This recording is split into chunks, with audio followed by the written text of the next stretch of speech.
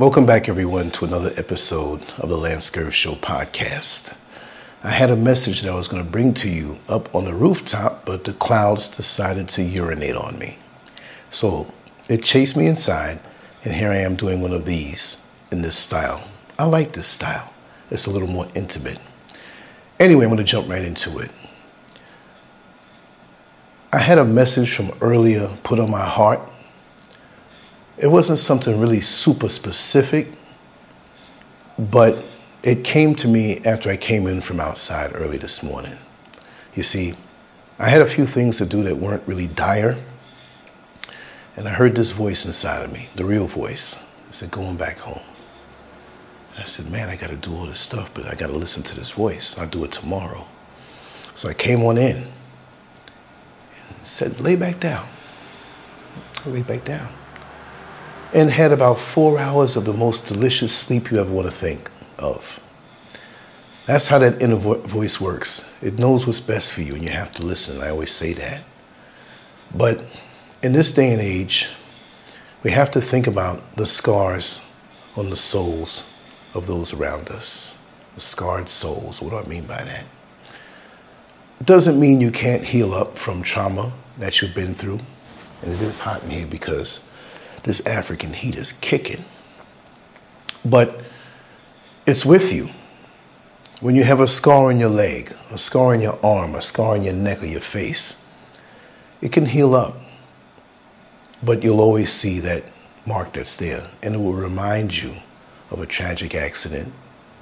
But see, those are evident in the physical. But when it comes to the emotional, we don't know what people around us have been through.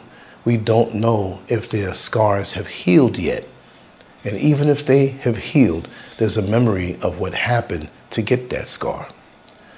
So in this day and age where we have unprecedented amounts of stress, despair, worry, panic because of these uncertain times that we live in, those scars that people have on their soul are going to get more sensitive because it's going to be amplified, because we know that most people are not looking to heal themselves. Most people are into the escapism.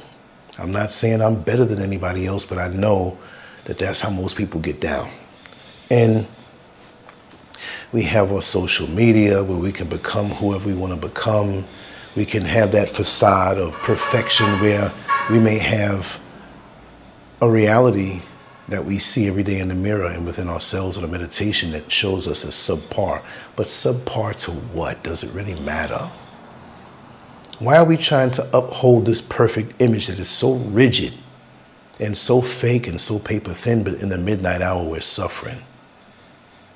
There's a lot of things out here to take the happiness away from us. But if you can realize that happiness is a state of mind, it really can't touch you. We have a lot of issues of finances, relationships, how we see ourselves, our own esteem or lack of it. It's just so much as we get older that if we focus on those things, we forget and lose ourselves and what must be done. And what must be done? We have to heal. We have to make an assessment of who and what we are on the inside, because if we're right with ourselves, when the outward stress comes and these things start to happen, we see that the money is diminishing and worth nothing. The American dollar, yes. I spoke on it many times. You know the deal. But even here in Ghana, when I first got here in September of 2020, the Ghanaian CD, which is not the equivalent now, but pretty much the dollar of Ghana, you garnered 5.75 CDs for every American dollar, right? Well, now it has gone up to just over 10, and it fluctuates every day, but it's pretty much been on an upward scale, and it's not good at all. Because that means that for every dollar that you want to get through Ghanaian CDs, you're going to have 10 as opposed to the 5.75. And what I heard many years ago, I don't know exactly when, if it was 5 years ago, 10 years ago, 20 years ago, I heard that the Ghanaian CD was worth more than a dollar. I mean, maybe let's just say, for example's sake, I don't know, maybe 50% of a Ghanaian CD was worth $1. It was more powerful, stronger, and now everything's going down fast. But that's what's going to happen with the population too, with things that are about to happen. But with money, it's going to happen all over the world. Be ready for it. We're braced for that, those who are in the know. So with these unexpected things, or expected things for people in the know, but unexpected for those who choose the road of escapism, we got to understand that they're going to be in for a shock when things happen and they get knocked out of their means of escapism, whether it's social media, whether it's drugs, alcohol, sex addictions, whatever it may be. Those things will not be able to keep them in a place of pseudo comfort. Those will be ripped away from them like a hungry baby who has a bottle. It shouldn't be a bottle, it should be a breast, right? But the bottle ripped away from him. And he starts screaming and crying because that comfort that comes from sucking that nipple and the nourishment that goes into the body is not there.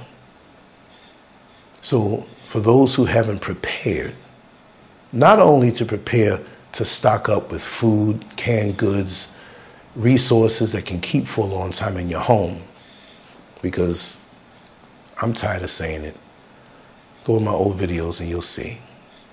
But what about the resources of your soul, the scars that are not taken care of? This is when we're going to have a big problem, because we have so many people who are not evolving.